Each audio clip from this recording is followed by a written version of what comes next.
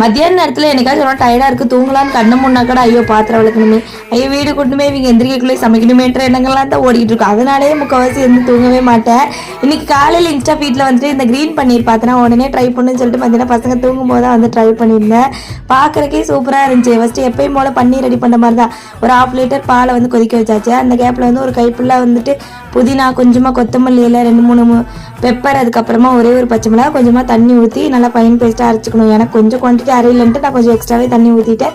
இப்போ நம்ம அரைச்சதை வந்து இந்த கொதிச்சுருக்க பாலோட ஊற்றிட்டு பன்னீர் வந்து எப்படி திரி இருக்குது, வினிகர் இல்லை எலுமிச்சம்பழம் ஏதோ ஒன்று யூஸ் பண்ணி திரிய வச்சுட்டு அப்புறம் வந்து துணியில் வடிகட்டி நல்லா மூட்டை கட்டிட்டு அதுக்கு மேலே வெயிட் வச்சுட்டு ஒரு 2 hours கழிச்சு பார்த்தோம் அப்படின்னா சூப்பராக வந்து பன்னீர் ரெடி ஆகிட்டு இருக்கும். இது பார்க்குறக்கும் ரொம்ப சூப்பராக இருந்துச்சு. இந்த புதினா பன்னீர் டேஸ்ட்டுமே ரொம்ப நல்லா இருந்துச்சு. நான் நெக்ஸ்ட் டேவே வந்துட்டு இதை வச்சு தான் ராகி அடையுமே வந்து பண்ணியிருந்தேன்னா ரொம்ப டேஸ்ட்டாக இருந்துச்சு. நீங்களும் ஃப்ரீயாக இருக்க டைமில் வந்து ட்ரை பண்ணி பாருங்கள். அவ்வளோதான். நம்ம சேனல் பிடிச்சிருந்துச்சுன்னா சப்ஸ்கிரைப் பண்ணிக்கோங்க. பாய்.